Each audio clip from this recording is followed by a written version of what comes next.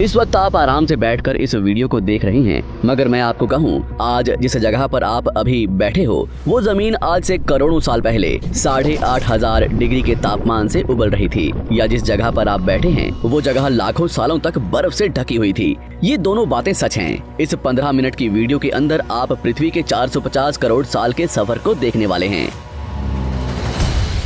जिस जगह आज हमारा सौरमंडल है, वहाँ विभिन्न प्रकार की गैस और धूल के बादल हुआ करते थे। वैज्ञानिकों के मुताबिक इन धूल के बादलों से दूर एक तारा हुआ करता था। वक्त के साथ साथ उस तारे की ऊर्जा कम होने लगी, जिसके कारण उसके अंदर एक विशाल विस्फोट हुआ। विस्फोट की वजह से अंतरिक्ष की ये धूल एक दूसरे से दबने लगी। इस दौरान बादलों में स्थित धूल के कण दबाव और गर्मी के कारण बड़े उल्कापिंड और पत्थरों में परिवर्तित हो चुके थे, और इसी दबाव की वजह से इन बादलों में स्थित रेडियो एक्टिव पदार्थ ने ग्रेविटी का निर्माण किया। इस ग्रेविटी के कारण बीच में हाइड्रोजन और हीलियम इकट्ठा होने लगे।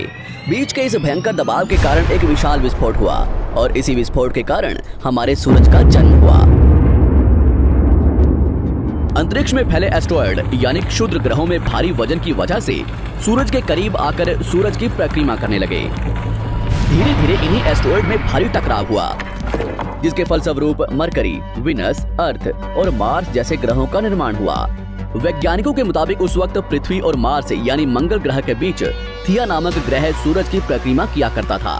पृथ्वी पर ग्रेविटी होने की वजह से सूरज की परिक्रमा करने वाले एस्टेरॉयड अब पृथ्वी की परिक्रमा करने लगे, और धीरे धीरे करोड़ों सालों तक ये पृथ्वी पर गिरते रहे।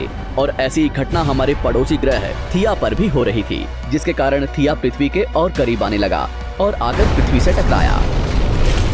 इस भयंकर टकराव की वजह से पृथ्वी के हिस्से कणों के रूप में अंतरिक्ष में फैल गए और एक रिंग्स की तरह पृथ्वी की परिक्रमा करने लगे। इन्हीं परिक्रमा करते हुए कणों में टकराव होने लगा, जिसके कारण हमारे चांद का निर्माण हुआ। उस वक्त पृथ्वी पर सिर्फ एक ही समुद्र हुआ करता था, और वो था 1900 डिग्री सेल्सियस की तापमान पर उबलते हुए लावे का। उबल रही थी वो सारी चीजें जिसे आज आप अलग अलग नाम से जानते हैं। वक्त के साथ साथ पृथ्वी धीरे धीरे ठंडी हो रही थी, जिसके कारण पृथ्वी के भारी तत्व जैसे धातु और रेडियो एक्टिव पदार्थ पृथ्वी के केंद्र में जाकर इकट्ठा हो गए, और हल्के पदार्थ पृथ्वी की सतह पर आ गए। लाखों सालों तक पृथ्वी पर उल्कापिंडों की बरसात हुई, और इन गिरते हुए उल्कापिंडों में जमा था नमक, मिनरल्स और पानी। करोड़ों सालों तक इन उल्कापिंडों की बरसात होती रही, और धीरे धीरे पृथ्वी की ऊपरी सतह पानी से ढकने लगी। वैज्ञानिकों के मुताबिक यही वो वक्त था जब दूर गहरे पानी के अंदर निकलते ज्वालामुखियों से पहली बार सूक्ष्म जीवों का निर्माण हुआ। लाखों सालों बाद एक वक्त ऐसा आया जब पृथ्वी की पूरी सतह पानी से ढक चुकी थी। हमारी पृथ्वी के सबसे अंदर का कोर रेडियो एक्टिव पदार्थ से बने होने की वजह से हरदम गर्म होता रहता है, लेकिन जब भी पृथ्वी की ऊपरी जमीन ठंडी हो जाती है, तब पृथ्वी के अंदर की गर्मी बाहर नहीं निकल पाती, जिसके कारण ज्वालामुखियों का निर्माण होता है। और उस वक्त कुछ ऐसा ही हुआ। पानी से ढकी हुई पृथ्वी पर हजारों की तादाद में ज्वालामुखी निकलने लगे, और आने वाले लाखों सालों तक इन ज्वालामुखियों का निकलना जारी रहा, जिससे पानी के ऊपर जमीन का निर्माण हो रहा था। इस वक्त भी पृथ्वी पर वातावरण ना होने की वजह से अंतरिक्ष से उल्कापिंडों की बरसात हो रही थी। आज से लगभग 300 करोड़ साल पहले पृथ्वी पर ऐसा वक्त आया जब पृथ्वी का वातावरण लगभग स्थिर होने लगा था। ज्वालामुखी निकलने धीरे हो गए थे, और पृथ्वी का एक दिन 12 घंटे का हुआ करता था। साल बीतते गए, और धीरे धीरे ये सूक्ष्म जीव विकसित होते गए, और समूह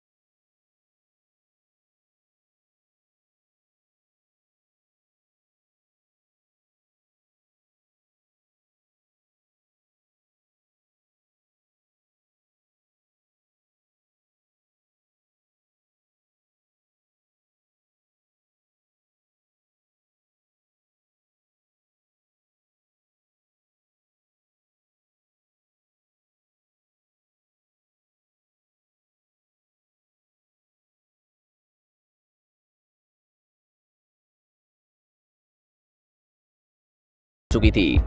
वक्त बीतने के साथ साथ धरती की टेक्टोनिक प्लेट्स में दरार होने लगी, जिसके कारण पृथ्वी के अंदर का लावा जमीन की तरह कई लाखों सालों तक खुला उबलता रहा। और यही वो कारण था जिसके कारण पृथ्वी के वातावरण में कार्बन डाइऑक्साइड की मात्रा बहुत बढ़ गई और पृथ्वी पर एसिड की वर्षा शुरू हो गई। एसिड रेन की वजह से पृथ्वी का तापमान घटने लगा और तापमान इतना घटा कि पृथ्वी के ऊपर स्थित पानी बर्फ में परिवर्तित होने लगा। पृथ्वी पर पहली बार भयंकर आइस एज आया। इस वक्त पूरी पृथ्वी सफेद बर्फ से ढक चुकी थी। आमतौर पर जब धरती पर सूरज की किरणें गिरती हैं, तब जमीन उन किरणों को सोख लेती है, मगर क्योंकि पूरी पृथ्वी बर्फ से ढक चुकी थी और क्योंकि बर्फ सफेद और चमकीली होती है, जिसके कारण सूरज की किरणें धरती पर गिरने के बाद वापस चली जाती थी।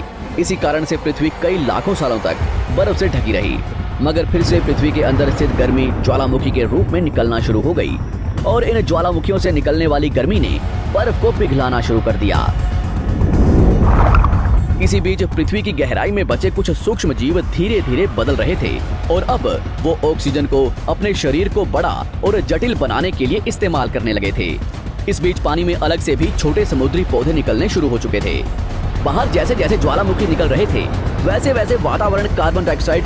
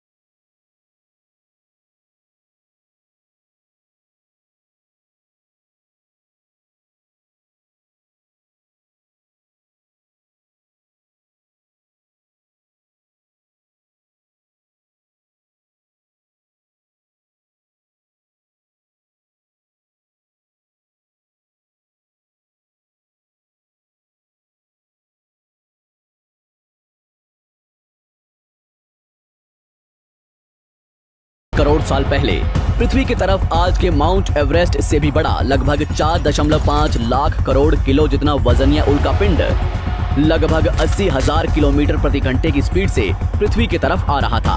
पृथ्वी की सतह को छूते ही उसमें भयंकर आग लगी और वो जलते हुए सीधा पृथ्वी से टकराया। इस टकराव से निकलने वाली ऊर्जा आज के 10 करोड़ परमाणु बम एक साथ फटने के बराबर थी। जहां ये उल्कापिंड गिरा, वहां के जानवर और पेड़ तुरंत भाप बनकर जल गए। गिरते ही पृथ्वी पर पूरी तरह धूल फैलने लगी। समुद्र में भयंकर बाढ़ आने लगी। भूकंप और आग ने पृथ्वी को जलाना शुरू कर दिया। कुछ ही घंटों में पूरी पृथ्वी के वातावरण में हानिकारक गैस और धूल की वजह से पृथ्वी नर्क हो चुकी थी। डायनासोर्स, घुटन, आग और भूखमरी से पूरी तरह विलुप्त हो गए। इस वक्त हमारे पूर्वज जमीन के अंदर रहा करते थे, जिसके कारण वो इस विशाल प्रलय से बच गए। पृथ्वी का वातावरण पूरी तरह से काला और अंधेरा हो चुका था।